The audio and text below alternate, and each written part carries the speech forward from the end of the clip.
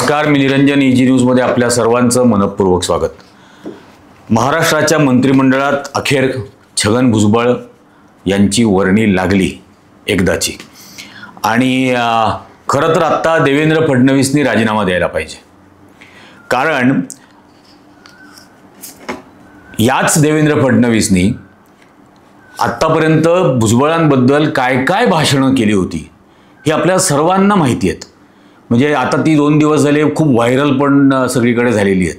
म्हणजे अगदी काय भुजबळ तुम्ही आता बेलवरती आहात, जेलमध्ये तुम्हाला पाठवलं, जेलमध्ये तुम्ही गेलात, तुम्ही काय स्वातंत्र्य सैनिक म्हणून गेलेला नव्हता, देशाच्या स्वातंत्र्यासाठी गेलेला नव्हता, वगैरे वगैरे वगैरे वगैरे. भ्रष्टाचारासाठी तुम्हाला तुरुंगात जावं लागलं होतं, असं बरंच काय काय बोलले. नटसम्राट वगैरे खूप काय काय त्यांच्याकडून बोलून झालं. त्याच्या आधी म्हणजे तुरुंगात भुजबळांना 2.5 वर्ष पाठवण्याच्या आधी आणि समीर भुजबळ दोघांना तुरुंगामध्ये पाठवलं होतं. पहिले भुजबळांना जामीन झाला, त्याच्यानंतर काही महिन्यांनी समीर भुजबळांना जामीन झाला. आणि हे आले, नटसम्राट वगैरे सगळं म्हणून झालं. ते आरोप व्हायच्या आधी आपल्याला सगळ्यांना माहिती आहे, तो मुलुंडचा पोपट किरीट सोमय्या, त्याचे नाही का आपण नागडे व्हिडिओ लोकशाही चॅनलने दाखवले, त्या किरीट सोमय्यांनी वाटेल ते आरोप केले भुजबळांवरती. म्हणजे मनी लॉन्ड्रिंगपासून ते महाराष्ट्र सदन काय काय काय काय काय काय त्यांच्यावरती घोटाळ्याचे आरोप त्या काळामध्ये केले. आणि हे सगळे आरोप झाले. काय अंजली दमानिया हात धुवून मागे लागल्या होत्या. आता अंजली दमानियांचं काय होईल मला खरंच काळजी वाटते. म्हणजे आता हा सगळा प्रकार झाला, त्याच भुजबळांना आता मंत्रिमंडळामध्ये घ्यावं लागलं. आणि ज्या भुजबळांवरती इतके भयंकर आरोप छगन भुजबळांवरती देवेंद्र फडणवीसनी केले, तर एक तर त्यांना मंत्रिमंडळात घ्यायचं नव्हतं जर ते भ्रष्ट होते. मंत्रिमंडळाच्या शपथविधीच्या वेळेला सुरुवातीला असं सांगितलं की भाजपची अशी इच्छा आहे की डागाळलेली प्रतिमा असलेल्या लोकांना मंत्रिमंडळात घेऊ नये, त्यामुळे भुजबळांना मंत्रिमंडळामध्ये नाही घेतलं. मग आता काय झालं? डागाळलेली प्रतिमा होती, मग आता काय झाली? स्वच्छ झाली. आणि जर भुजबळ दोषी नव्हते, जर भुजबळ गुन्हेगार नव्हते, तर धादांत खोटारडे आरोप केल्याबद्दल फडणवीसनी राजीनामा द्यावा, हे तरी करावं ना. आणि भुजबळांनी हे आत्ता 2024 निवडणूक झाल्यापासून आत्तापर्यंत काय काय करावं लागलं त्यांना. म्हणजे तुम्हाला आठवतं सगळ्यात पहिल्यांदा मंत्रिमंडळात ज्यावेळेला समावेश झाला नाही आणि बातम्या अशा आल्या की राष्ट्रवादीकडे नावं अशी मागितली भाजपनी की ज्याच्यामध्ये डागाळलेली प्रतिमा असलेल्यांची नावं नको. आणि आपल्याला माहिती आहे अजित पवार तर इतके शुद्ध आणि स्वच्छ चारित्र्याचे आहेत, धुतल्या तांदळासारखं स्वच्छ चारित्र्य, एकदम नितळ पारदर्शक पाणी असल्यासारखं त्यांचं सगळं चरित्र आहे. त्याच्यामुळे ते आरोप बिरोप झाले होते. नरेंद्र मोदींनी 70,000 कोटी रुपयाचे आरोप बिरोप केले होते, पण स्वच्छ चारित्र्याच्या माणसांची नावं मागितली. आणि मग अजितदादांनी त्या नावं देत असताना त्यात डागाळलेली प्रतिमा असलेल्या भुजबळांचं नाव दिलं नाही. आणि मग भुजबळ भयंकर नाराज झाले मंत्रिपद न मिळाल्यामुळे. आणि मग ते डायलॉग आठवतात का? जहाँ नहीं चैना वहाँ नहीं रहना. भुजबळच बोलले होते ना, जहाँ नहीं चैना वहाँ नहीं रहना. आणि मग नंतर मग फडणवीसांच्या मागे लागले. आणि मग काय काय करून घेतलं फडणवीसांनी त्या सगळ्या काळामध्ये आपल्याला माहिती आहे. मग ओबीसींवरती त्यावेळेला अन्याय झालेला होता, सामाजिक न्यायाची लढाई लढणाऱ्या भुजबळांवरती अन्याय झालेला होता. मग सामाजिक न्याय कसं काय होईल वगैरे, कारण मंत्रिमंडळात घेतलेलं नव्हतं. मग अगदी सावित्रीबाईंच्या जयंतीच्या दिवशी, सावित्रीबाई फुलेंच्या जयंतीच्या दिवशी सातारा जिल्ह्यामध्ये त्यांच्या जन्मगावी ज्या वेळेला कार्यक्रम होता, त्या कार्यक्रमामध्ये छगन भुजबळांना स्टेजवरती संभाजी भिडेबरोबर बसावं लागलं. संभाजी भिडेबरोबर. आणि तो वरती एक फोटो लावलेला आहे मुद्दाम. तुरुंगामध्ये असताना 1 महिन्यानंतर तुरुंगात असताना भुजबळांची ही अवस्था झालेली होती. गलित गात्र अवस्था झालेली होती. त्या शर्टाच्या गुंड्या तुटलेल्या आहेत, वर खाली लागलेल्या आहेत, दाढी वाढलेली आहे, विमनस्क अवस्थेमध्ये त्या खुर्चीत कसे बसे बसलेले आहेत व्हीलचेअरवरती. ही अवस्था झालेली होती. आणि हे सर्व अपमान गिळावे लागले. आणि हेच म्हणून मुद्दाम आजचं टायटलच हे आहे की सर्व अपमान गिळू आम्ही, सर्व छळ आमचा जो झाला तो गिळू. जे आमच्या बाबतीत माझ्या बाबतीत तुम्ही केलं, हे सर्व अपमान विसरायला तयार आहोत, पण आम्हाला सत्तेमध्ये घ्या. पण सत्तेमध्ये घ्या प्लीज. मग संभाजी भिडे बरोबर व्यासपीठ सुद्धा शेअर करू. ज्या संभाजी भिडेंनी महात्मा फुलेंना देशद्रोही म्हटलं, इंग्रजांचा एजंट म्हटलं, त्या संभाजी भिडे बरोबर आम्ही व्यासपीठावरती सुद्धा जायला तयार आहोत. एकाच मंचावरती आम्ही शेअर करू. सावित्रीबाई फुलेंच्या वाढदिवसाच्या दिवशी शेअर करू. जयंतीच्या दिवशी आम्ही ती शेअर करू. भिडेबरोबरचं व्यासपीठ हे सगळं करून घेतलं. काय काय करायला लागलं म्हणजे याची यादी मी करत होतो. भगतसिंग कोश्यारी सावित्रीबाई फुलेंबरोबर इतकं लांछनास्पद अश्लील बोलला, अश्लील भाषेत बोलला. मूग गिळून सहन करावं लागलं, मूग गिळून. कारण ते समता बिमता धादांत खोटं होतं. समता सामाजिक न्याय हे जर खरं असतं ना तर त्या knowledge सिटीला Mahatma Phule knowledge city नाव दिलं असतं किंवा सावित्रीबाई फुले नॉलेज सिटी नाव दिलं असतं. नॉलेजचा आणि महात्मा फुलेंचा, शिक्षणाचा आणि महात्मा फुलेंचा संबंध, शिक्षणाचा आणि सावित्रीबाईंचा संबंध, यांचा फक्त फीशी संबंध. शिक्षणाशी काय संबंध, सामाजिक न्यायाशी काय संबंध, हेच दिसलं ना आत्ता याच्यात.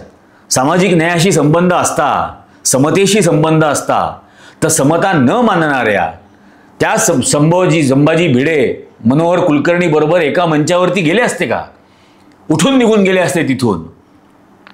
हे सगळं ज्यांनी तुरुंगात ठेवलं, 2.5 वर्ष तुरुंगात ठेवलं, नटसम्राट म्हणून निंदा केली भुजबळांची. समीर भुजबळला ज्यांनी 2.5 वर्ष 3 वर्ष तुरुंगात ठेवलं, त्यांच्या मंत्रिमंडळामध्ये जाण्यासाठी इतकं मागं लागले असते. आणि मग आता काय झालं? आता महाराष्ट्रातल्या सगळ्या ओबीसींना न्याय मिळाला. आता महाराष्ट्रात सामाजिक न्याय पुन्हा प्रस्थापित झाला असं म्हणायचं का? या देवेंद्र फडणवीसनी धनंजय मुंडे नावाचा एक ओबीसी नेता तुरुंगाच्या दारात नेऊन ठेवला, तुरुंगाच्या दारात नेऊन ठेवला. अंजली दमानियांच्या मार्फत त्याची पूर्ण चारित्र्य हनन करून झालं, पूर्ण चारित्र्य हनन करून झालं. आणि आता दुसरा ओबीसी नेता तुरुंगातून बाहेर काढला आणि मंत्रिमंडळात घेतला. आणि हे गेले त्याच्याबरोबर मंत्रिमंडळात. हे सगळं विसरून अहो या भुजबळांना मनोज जरांगे पाटलाच्या विरोधामध्ये वापरून घेतलं, मराठा आरक्षणाच्या विरोधात वापरून घेतलं. काय काय कमेंट करायला लावल्या त्यावेळेला. आता नाभिक समाजाच्या लोकांनी मराठ्यांची दाढी करायची नाही, हजामत करायची नाही, इतक्या स्तरापर्यंत नेलं डिस्कोर्स मराठा आरक्षणाचा. या स्तरापर्यंत यांच्या मार्फत नेला. आणि मराठा विरुद्ध ओबीसी हे पोलरायझेशन जे भाजपला संघाला करायचं होतं, त्या मनुस्मृती मानणाऱ्या संघासाठी मराठा विरुद्ध ओबीसी पोलरायझेशन करायला यांनी मदत केली, छगन भुजबळांनी. हे उघड उघड दिसतंय आता. त्या काळामध्ये ज्यावेळेला आरोप घडत होते तेव्हा काय काय कशाच्या किमती काढल्या यांनी. पेपरमधल्या बातम्या वाचल्या का? भुजबळांच्या नाशिकमधल्या बंगल्यामधली लॉन इम्पोर्टेड आहे, त्या लॉनची किंमत अशी आहे. गळ्यामध्ये जो मफलर घालतात त्या मफलरची किंमत अशी आहे. असे इम्पोर्टेड इतक्या लाख रुपयाच्या मफलर आणले गेले. तिथं लावलेल्या टाईल्स, तिथलं मार्बल, तिथलं ग्रॅनाईट त्या बंगल्यातलं. हे कसं इटलीहून आणलं, बेल्जियमहून काय आरसे आणले म्हणे. या सगळ्या बातम्या केल्या. आणि वडलोपार्जित घर त्यांचं. पण या सगळ्या बातम्या करून इतकी बदनामी केली. पण ती सर्व आम्ही गिळून घ्यायला तयार आहोत. सत्तेमध्ये असलो पाहिजे, सत्तेमध्ये फक्त असायला हवं. असं काय आहे? कशासाठी? महात्मा फुलेंनी या देशातला पहिला मनुवादाच्या विरोधातला संघर्ष आणि युद्ध पुकारलं. आज तेच मनुवादी वरवंटा फिरवत आहेत सर्व बहुजन समाजाच्या भविष्यावरती. कल्चर टू ॲग्रिकल्चर प्रत्येक क्षेत्रामध्ये वरवंटा फिरवत आहेत. सर्व समाज एकमेकाच्या विरोधात उभे करून टाकले. मराठा विरुद्ध ओबीसी, दलित विरुद्ध आणखीन सवर्ण, हिंदू विरुद्ध मुसलमान, आदिवासी विरुद्ध धनगर. हे सगळं करून ठेवलं ज्या मनुवाद्यांनी. त्यांच्या मंत्रिमंडळात नाना फडणवीसाच्या कचेरीमध्ये आता छगन भुजबळ. वाह वाह वाह. आणि त्या शपथविधीला हजर यांच्या त्या नॉलेज सिटीमध्ये साहित्य संमेलन झालं, सावरकर नगरी नाव यायला लागलं. ज्या दिवशी साहित्य संमेलनाच्या त्या नगरीला सावरकर नगरी नाव दिलं, तेव्हाच महात्मा फुलेंचा पराभव केला यांनी. महात्मा फुलेंच्या सर्व तत्वांचा, त्यांच्या सर्व तत्वज्ञानाचा, त्यांच्या संपूर्ण आयुष्यभराच्या संघर्षाचा संपूर्ण पराभव केला. संपूर्ण पराभव केला. आज काय आहे? हेच भुजबळांचे कार्यकर्ते मंत्रिमंडळात घेतलं नाही म्हणून अजित पवारच्या नावाने शिवीगाळ करत होते ना. त्या पोस्टर बॅनर लावलं होतं आणि त्याच्यावरती अजित पवारांच्या फोटोवर जोडे मारत होते. आता अजित पवार पण विसरले, त्यांनीही गिळून घेतलं हे सगळं. हा सगळा अपमान. आणि हे या स्तरापर्यंत आलं. त्या मनोज जरांगे पाटलांच्या मराठा आरक्षणाच्या आंदोलनाच्या विरोधामध्ये यांचा वापर करून घेतला. तो आरक्षणाचा मुद्दा, तो एक खोटा GR काढला, बोगस बनावट, ज्याचा काहीच अर्थ आणि उपयोग होणार नव्हता. त्यांची फसवणूक त्यावेळेला केली. त्या मागासवर्गीय आयोगावरती शेकडो कोटी रुपये उधळून लावले. 3 महिन्यामध्ये पुण्यातल्या एका कार्यालयाचं भाडं 4.5 कोटी. 3 महिन्याचं भाडं 4.5 कोटी. आणि त्या आरक्षणाचा संपूर्ण प्रश्न चिघळवून ठेवला कायमस्वरूपी. शेतकऱ्यांना कर्जमाफी द्यायचं आश्वासन दिलं होतं ना, 7-12 कोरा करू, 7-12 कोरा करू, आणि आता नाही केला. अशी फसवणूक करणाऱ्या फडणवीसच्या मंत्रिमंडळात मंत्री, कायद्यामध्ये जर का प्रोव्हिजन असती ना, ते यांचे जाहीरनामे हे पाळत नाही म्हणून खरं तर यांच्यावर चिटिंगचा 420चा गुन्हा दाखल करायला पाहिजे होता. यांच्या मंत्रिमंडळात मंत्री. त्या धुळ्याच्या एका शेतकऱ्याने आत्महत्या केली. हे ज्या वेळेला फडणवीस तिथं जाहीर सभेसाठी जाणार तर त्याच्या बायको मुलांसह सगळ्यांना नजरकैदेत डिटेन्शनमध्ये ठेवलं. यांच्या मंत्रिमंडळात, या नाना फडणवीसच्या मंत्रिमंडळात मंत्री. हे काय आहे? आणि कशासाठी ही लाचारी? नुसतं मंत्री म्हणून, मंत्रिपद हवं म्हणून. आणि तो एक फोटो मध्यंतरी फार व्हायरल झाला होता, याचाच नाना फडणवीसचा, लाल जॅकेट घातलेला, आणि आजूबाजूला ज्यांच्यावर भ्रष्टाचाराचे आरोप केले ते सगळे, अशोक चव्हाण पासून सगळे आजूबाजूला. कोणाकोणावरती आरोप नाही केले फडणवीसांनी? अशोक चव्हाण, आदर्श घोटाळा, त्याच्यानंतर नवाब मलिक, प्रफुल्ल पटेल, दाऊद इब्राहिमच्या इक्बाल मिर्ची बरोबर प्रफुल्ल पटेलांचे संबंध आहेत, आर्थिक व्यवहार आहेत. इक्बाल मिर्ची बरोबर, नवाब मलिकांचे डायरेक्ट दाऊद इब्राहिमच्या भावाशी बहिणीशी संबंध आहेत सांगितले. त्यांची प्रॉपर्टी यांनी घेतली म्हणून सांगितली.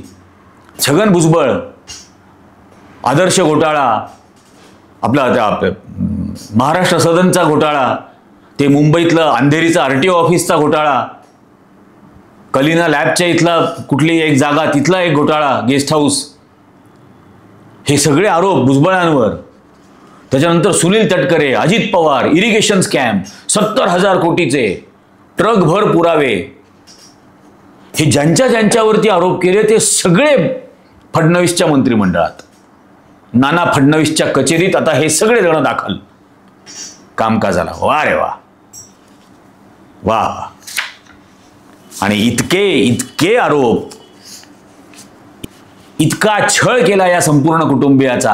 हा सगळा छळ विसरायला तयार, हा सगळा झालेला छळ गिळून घ्यायला तयार.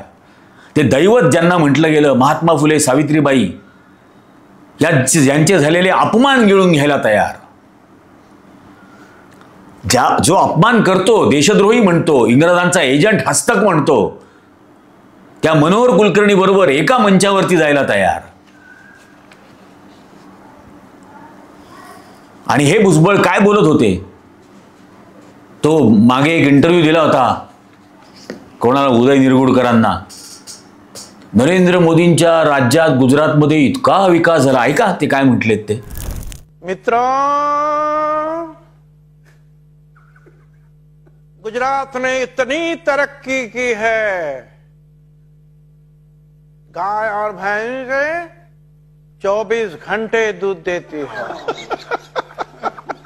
और भैंस तो भैंसा भी दूध देता है. इतनी तरक्की की है मित्रों कि सोलर पावर से सूरज भी प्रकाशमान होता है। गुजरात में हवाई जहाज रेलवे स्टेशन पर उतरता है और रेलगाड़ी एयरपोर्ट पे जाती है, वहां खड़ी रहती है। मित्रों, गुजरात ने जो तरक्की की है, आज भी सारे पेड़ के पत्ते हरे हैं। हा प्रचार आहे आपल्या की आता तिथं रेडे सुद्धा दूध देतात. नुसत्या म्हशी नाही, रेडे पण तिथले दूध द्यायला लागलेले आहेत, अशी भाषणं करत होते. यांनी देवेंद्र फडणवीसनी नक्कल केली होती. ह्याव ह्याव ह्याव नटसम्राट म्हटले होते. यांना तुरुंगात ठेवलं, समीर भुजबळांना आणि यांना. काय तो किरीट सोमय्या नागडा, तो यांच्यावरती आरोप. आता किरीट सोमय्याला काय, एवढे सगळे आरोप करून झाले किरीट सोमय्याच्या मार्फत या सगळ्या नेत्यांवरती. अजित पवारवरती झाले, नवाब मलिकवरती झाले, या सगळ्यांवरती आरोप करून झाले किरीट सोमय्याच्या मार्फत. त्या किरीट सोमय्याला तर खासदारकी पण नाही दिली. आणि ज्यांच्यावरती भ्रष्ट म्हणून आरोप केले ते सगळे मंत्रिमंडळात फडणवीसांच्या. देवेंद्र फडणवीसनी राजीनामा द्यायला हवा. खरं तर सगळे डागाळलेले मंत्री. आणि आता काय भुजबळांच्या नॉलेजचा आम्हाला फायदा होईल, भुजबळांच्या ओबीसी समाजातल्या प्रतिमेचा आम्हाला फायदा होईल. मग आता ज्या वेळेला घेतलं नव्हतं मंत्रिमंडळात तेव्हा नुकसान होणार होतं त्यांना घेतलं असतं तर. आता का, कारण आता जातीगत जनगणना व्हायची आहे. मग ओबीसी एक धनंजय मुंडे तुरुंगाच्या दारामध्ये नेऊन ठेवल्यानंतर दुसरं कोणतरी हवं ना. मग मिळालं तर पवित्र करून घेतलं. त्यांच्याकडे आहेच, दर्भ लावतात, काहीतरी गायत्री मंत्र म्हटला असेल, नाही तर अग्निहोत्राचा यज्ञ केला असेल, शुद्धीकरण सावरकरांचा तो शुद्धी नावाचा विधी केला असेल आणि घेतलं भुजबळांना शुद्ध करून. पतित पावन मंदिर बनवलं ना त्यांनी. त्यामुळे यांना पतित मानत होते, हे सुद्धा स्वतःला पतित मानून घ्यायला तयार झाले होते. त्यामुळे गेले तिकडे मंदिरात पावन व्हायला. काय होर्डिंग लावलेत नाशिकमध्ये. अहो, आपले होर्डिंग कोण लावतं? जे लावतात त्यांची प्रतिमा काय आहे शहरात? काहीतरी तर विचार करा ना. जे लोक, जी मुलं, ज्या मुलांच्या नावाने आपले होर्डिंग लावले जातात त्यांची शहरातली प्रतिमा काय आहे, नाशिक शहरातली, एवढा तर विचार करा. का ते पण शुद्ध करून घेतले? झुंडीमध्ये सगळेजण शुद्ध झाले, पवित्र झाले बहुतेक. आता स्थानिक स्वराज्य संस्थांच्या निवडणुका येणार आहेत, ओबीसी आरक्षणाचा प्रश्न येणार आहे. मग कोणतरी नेता हवा, जातीगत जनगणना होणार आहे, मग पुन्हा त्याच्यातलं कोणतरी हवं म्हणून घेतलं भुजबळांना मंत्रिमंडळात. आणि भुजबळही गेलेत. अडला हरी गाढवाचे पाय धरी, असं करून गेले फडणवीसांचे पाय धराला. आणि झालं, आता मंत्रिमंडळात एकदा बसले. त्यामुळे आता आत्तापर्यंत झालेले सगळे अपमान, तुरुंगामध्ये झालेला सगळा छळ, तुरुंगामध्ये नाकारलेली औषधोपचाराची व्यवस्था, त्यावेळेला शरद पवार बोलले नसते.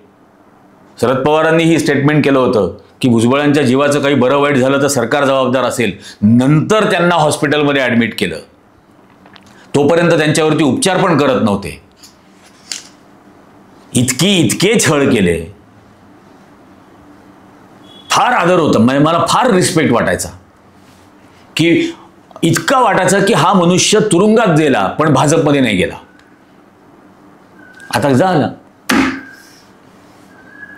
जाऊन बसले तेच फडणवीसांच्या मांडीवर.